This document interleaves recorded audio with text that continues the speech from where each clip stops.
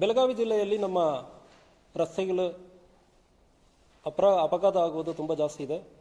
ಪ್ರತಿ ವರ್ಷವೂ ಸುಮಾರು 800 ಜನ ಈ ರಸ್ತೆ ಅಪಘಾತದಲ್ಲಿ ತೀರಿ ಹೋಗ್ತಾ ಇದ್ದಾರೆ.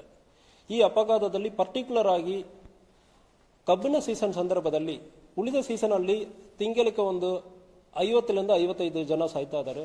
ಈ ಕಬ್ಬಿನ ಸೀಸನ್ ಶುರು ಆದಮೇಲೆ October, November, December, Jan, February ಈ 5 ತಿಂಗಳ ಸಂದರ್ಭದಲ್ಲಿ 70ರಿಂದ 80 ಜನ ಪ್ರತಿ ದಿವಸನೂ ಒಬ್ಬರೇ ಇಲ್ಲ ಇಬ್ಬರು ಈ ಕಬ್ಬಿನ ಗಾಡಿಯಲ್ಲಿ ಟ್ರೈಲರಲ್ಲಿ ಒಂದು ಒಡೆದು ಸತ್ತೋಗ್ತಾ ಇದ್ದಾರೆ. ಇಲ್ಲ ಟ್ರೈಲರ್ ಅವರು ಸ್ವಲ್ಪ ಸರಿಯಾಗಿ ಓಡಿಸೋದ ಕಾರಣ ಡೆತ್ ಆಗ್ತಾ ಇದ್ದಾರೆ.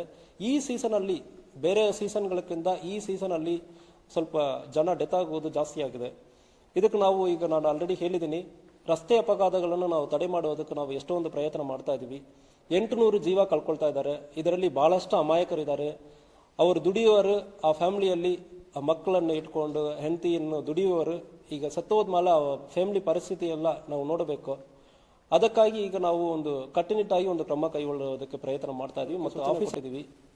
ಯಾವುದೇ ಕಬ್ಬಿನ ಲಾರಿ ಮತ್ತು ಟ್ರೈಲರ್ ಇರುತ್ತಂದ್ರೆ ಕಬ್ಬಿನದ ಲೋಡ್ ಇರುವಾಗಲೂ ಮತ್ತು ಲೋಡ್ ಇಲ್ಲದೆ ಸಂದರ್ಭಗಳಲ್ಲಿ ಕೂಡ ಹಿಂದುಗಡೆ ಕಡ್ಡಾಯವಾಗಿ ರಿಫ್ಲೆಕ್ಟರ್ ಕ್ಲಾತ್ ಅನ್ನು ಹಾಕೊಂಡು ಹೋಗಬೇಕು. ಇದನ್ನು ಪ್ರತಿಯೊಂದು ಫ್ಯಾಕ್ಟರಿಯವರು ಕೂಡ ಇನ್ಶೂರ್ ಮಾಡಬೇಕು.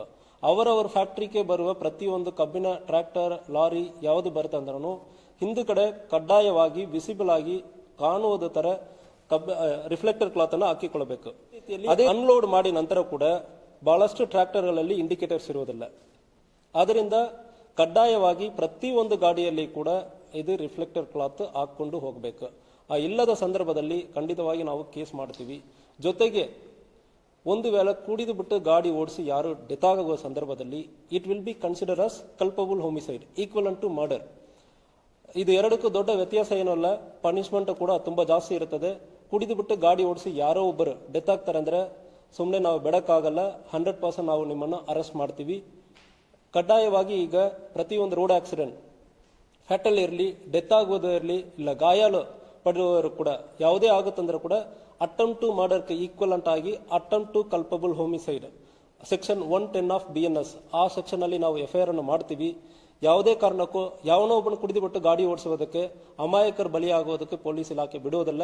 ಪ್ರತಿ ದಿವಸ ಇದು ಪರ್ಟಿಕ್ಯುಲರ್ಲಿ ನಾವು ನಮ್ಮ ಆಫೀಸರ್ಸ್ ಪ್ರತಿ ದಿವಸ 9 ಗಂಟೆ ಇವತ್ತು ಎಷ್ಟು ಅಪಘಾತ ಆಗಿದೆ, ಅದರಲ್ಲಿ ಎಷ್ಟು ಜನ ಕುಡಿದು ಓಡಿಸಿದಾರೋ ಅವರ ಮೇಲ್ಗಡೆ 110 ಕೆಳಗಡೆ FIR ಮಾಡಿ ಅರೆಸ್ಟ್ ಮಾಡೋಕ್ಕೆ ನಾನು ಪರ್ಸನಲಿ ಪರ್ಟಿಕ್ಯುಲರ್ ಆಗಿ ನಾನು ಫಾಲೋ ಅಪ್ ಮಾಡ್ತಾ ಇದ್ದೀನಿ. ಯಾರು ಕೂಡ ಕುಡಿದು ಬಿಟ್ಟು ಗಾಡಿ ಓಡಿಸಿರಂದ್ರೆ ಜೈಲಿಗೆ ಹೋಗೋದು ಕಂಪಲ್ಸರಿ. DD ಕೇಸ್ ಹಾಕಿ ಸುಮ್ಮನೆ ಬಿಡೋದು ಇಲ್ಲ. ಇದು equivalent to murder, attempt to murder ಅಂದ್ರೆ ನಾವು ಟ್ರೀಟ್ ಮಾಡ್ತೀವಿ.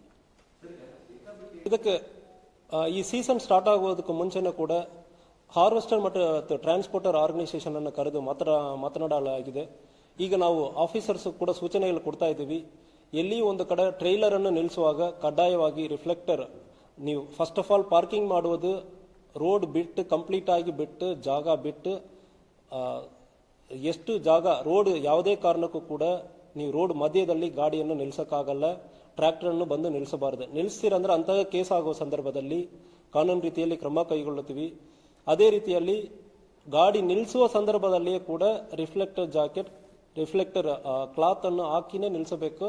ಇಲ್ಲ ಅಂದ್ರೆ ಗಾಡಿಯನ್ನು ಕೂಡ ನಾವು ಸೀಸ್ ಮಾಡಬೇಕಾಗುತ್ತದೆ ಕೇಸಿಗೆ. ಇದು ಒಂದು ರೀತಿಯಲ್ಲಿ ಈ ಬೇಸಿಕ್ ಜವಾಬ್ದಾರಿಯನ್ನು ಹಾರ್ವೆಸ್ಟರ್ ಮತ್ತು ಟ್ರ್ಯಾಕ್ಟರ್ ಡ್ರೈವರ್ಸ್, ಇದು ತುಂಬಾ ಈಸಿಯಾದ ಕೆಲಸ. ಒಂದು ರಿಫ್ಲೆಕ್ಟರ್ ಕ್ಲಾತ್ ಅನ್ನು ಗಾಡಿ ಹಿಂದುಗಡೆ ಹಾಕುವುದು ಈಸಿಯಾದ ಕೆಲಸ. ಈ ಕೆಲಸ ಆಗಲ್ಲ ಅಂದ್ರೆ ರೈತರಿಗೆ ಅನ್ಯಾಯ ಆಗ್ತದೆ. ಗಾಡಿ ಅದು ಕಬ್ಬಿಣದ ಲೋಡ್ ಆದ್ಮೇಲೆ ಅದು ಸ್ಟೇಷನ್ ಕರ್ಕೊಂಡು ಹೋಗಿ ಅದು ಪ್ರಾಸೆಸ್ ಮಾಡೋದಕ್ಕೆ ಡಿಲೇ ಆಗುತ್ತದೆ, ವೆಯ್ಟ್ ಕಮ್ಮಿ ಆಗುತ್ತದೆ. ದಯವಿಟ್ಟು ರೈತರು ಕೂಡ ಪ್ರತಿಯೊಂದು ನಿಮ್ಮ ಟ್ರ್ಯಾಕ್ಟರ್ ಡ್ರೈವರ್ಸ್ ಕಡೆ ಮಾತಾಡಿ ಕಡ್ಡಾಯವಾಗಿ ಅವರ ರಿಫ್ಲೆಕ್ಟರ್ ಕ್ಲಾತ್ ಅನ್ನು ಹಾಕೊಂಡು ರೋಡ್ ಸೈಡಲ್ಲಿ ನಿಲ್ಲಿಸಬೇಕು. ರೋಡ್ ಅಡ್ಡ ಹಾಕಿ ಯಾವುದೇ ಕಾರಣಕ್ಕೆ ನಿಲ್ಲಿಸಬಾರದಂದ್ರೆ ನೀವು ಕೂಡ ಪ್ರತಿಯೊಬ್ಬರು ಜವಾಬ್ದಾರಿ ತಗೊಳ್ಬೇಕು. ನಿಮ್ಮ ಏರಿಯಾನಲ್ಲಿ ಒಂದು ಕಬ್ಬು ಲೋಡ್ ಆಗುವ ಸಂದರ್ಭದಲ್ಲಿ ಯಾವುದೇ ಒಂದು ಜೀವ ಹೋಗೋದಕ್ಕೆ ನೀವು ಯಾವುದೇ ಅವಕಾಶ ಕೊಡಬಾರದಂದ್ರೆ ಹೇಳಿಕೊಳ್ತೀನಿ.